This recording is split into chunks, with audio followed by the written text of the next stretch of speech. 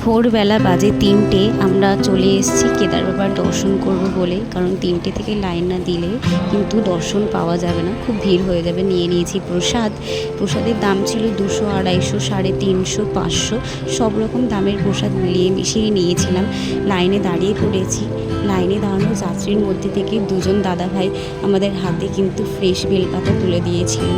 তো তাদের কথা এখনও মনে আছে যে হয়তো মহাদেবের ইচ্ছে ছিল যে এরা এত কষ্ট করে এসছে, তো এদেরকে কিছু মহাদেবের তরফ থেকে আমাদের জন্য উপহার ছিল, যাতে আমরা মহাদেবকে দিতে পারি। এত ভালো লাগলো, সেটা এখনও মনে আছে। গতকাল আমরা যখন পৌঁছাই কেদারনাথে তখন বাজে 10টার সময় যে দর্শন হয় সেটা আমার জানা ছিল না, ওই জন্য 10টার সময় দর্শন করতে পারিনি। আর সবার অবস্থা কিন্তু খুবই খারাপ ছিল, শরীরের অবস্থা, সবার শরীর খারাপ হয়ে গেছিলো। আর তার সাথে সাথে ভীষণ পরিমাণের অক্সিজেনের ঘাটতি হয়েছিল সবার, কেউ আসতে পারেনি দর্শন করতে। আমাদের গ্রুপের মধ্যে একমাত্র আমি আর আমার ননদের যা এসছিলাম জোর করে। আমাদেরও কিন্তু শরীর খারাপ ছিল, সারা রাত ঘুম হয়নি ঠান্ডার চোটে, কিন্তু এত দূর এত কষ্ট করে এসছি, বাবার দর্শন না করে চলে যাব সেটা কখনোই মেনে নিতে পারছিলাম না। যা হয় হবে, বাবার ওপরে সবটা ছেড়ে দিয়ে চলে এসেছি দর্শন করতে। দেখতে দেখতে ভোর হয়ে গেছে। তো সেই চেনা পরিচিত কেদারনাথটা, যেটা এতদিন আমি ফোনের পেছনে দেখেছি বা গল্প শুনেছি, সেই কেদার বাবা আজকে আমার চোখের সামনে। পেছনে বরফে ঢাকা পাহাড়, আর ওই যে বসে আছে কেদার বাবা।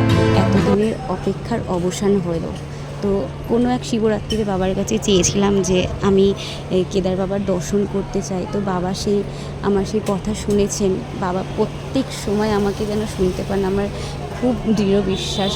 তো মন্দিরের ভেতরে অনেকটাই লাইন ছিল, বাইরে প্রচুর লাইন ছিল, পা তো ফেলাই যাচ্ছিলো না মাটিতে, এত ঠান্ডা ছিল, এত পরিমাণ। কারণ রাত্রিবেলা স্নোফল হয়েছিল, বরফ পড়েছিল, তো অনেকটাই ঠান্ডা ছিল। তো আমরা চলে যাব মন্দিরের ভেতরে দর্শন করতে। তো মন্দিরের ভেতরে ক্যামেরা তো অ্যালাউড নেই, তাই হয়তো আপনাদের দেখাতে পারবো না। চলে এসেছি কেদার বাবার দর্শন করে। বিশ্বাস করুন বন্ধুরা, এত রাজকীয় দর্শন হয়েছে, লাখ লাখ টাকা দিয়েও মনে হয় এত সুন্দর দর্শন করা যায় না। দু চোখ ভরে বাবার সামনে খালি জল আসছিল, আর বাবাকে এত ভালোভাবে যে স্পর্শ করে দেখতে পাবো, এত কাছ থেকে দেখতে পারবো, বাবার কাছে এতক্ষণ থাকতে পারবো, আমার কল্পনারও বাইরে ছিল। এত কষ্ট করে যে এসেছি হেঁটে, বাবা তার প্রতিদান দিয়েছেন। বাবা সব দুঃখ কষ্ট সব কিছু যেন নিয়ে নিয়েছেন। এত ফোটা শরীরের ক্লান্তি ছিল না যখন দর্শন করে বেরোয়। ইনি হচ্ছেন নন্দী মহারাজ। ওনার কানে কানে যা বলা হয় উনি মহাদেবের কাছে সেটা পৌঁছে দেন। তো কথিত আছে যে পুরাণে পাণ্ডবরা যখন মহাভারতের যুদ্ধের পর মোক্ষ লাভের জন্য শিব ঠাকুরের কাছে এসেছিলেন, শিব ঠাকুর কিন্তু ওনাদের ওপর খুবই ক্রুদ্ধ ছিলেন, তো উনি ধরা দিতে চাননি।